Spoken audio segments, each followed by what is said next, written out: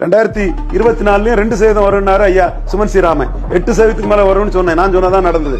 காரணம், சீமான் வஞ்சிக்கப்பட்ட மக்களுக்காக நிற்கிறாரு, அரசியல் அதிகாரப்பட்ட மக்களுக்காக நிற்கிறாரு, குரலத்தின் குரலாக நிற்கிறாரு, பாதிக்கப்பட்டவனுக்காக நிற்கிறாரு. அதுக்குன்னு ஒரு துணிச்சல் வேணும். கோட்டை இன்னைக்கு சொல்றதுக்கே ஒரு துணிச்சல் வேணும். அவனை எதிர்த்து இதுல நம்ம ஓட்டு போயிருமோங்கிற அச்சம் அவர்கிட்ட இல்ல.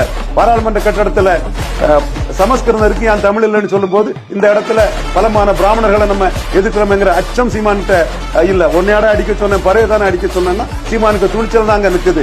எண்ணி கூடு அளந்து கூடுன்னு உடனடியா கொடுக்க முடியாது, எல்லா ஜாதிக்கும் நியாயத்தை பண்ணுன்னு சொன்னாருன்னா சீமானுக்கு நியாய உணர்வும் துணிச்சல் தான் அங்க நிக்குது. ஃபார்ச்சூன் ஃபேவர்ஸ் தி பிரேவ். சீமான் 214 நிக்கிறாரு, 4 பேரை ஏத்து நிக்கிறாரு. 4 பேர்ல யாருக்காவது ஒட்டுணியா போக முடியுமான்னு நினைக்கக்கூடிய விஜயும் சாட்டே அடிக்கிறாரு. விஜய் துணிச்சல் இருந்தா நானும் 214 நிக்க போறேன், எனக்கு மக்கள் ஆதரவு இருக்குன்னு டிக்ளேர் பண்ணணும். குழப்பத்திலையும் அரசியல் லாபத்தை நோக்கியும் வியாபாரத்தை நோக்கியும் விஜய் நிக்கிறாருங்கிறத சீமானை இதை எக்ஸ்போஸ் பண்ணிட்டாரு.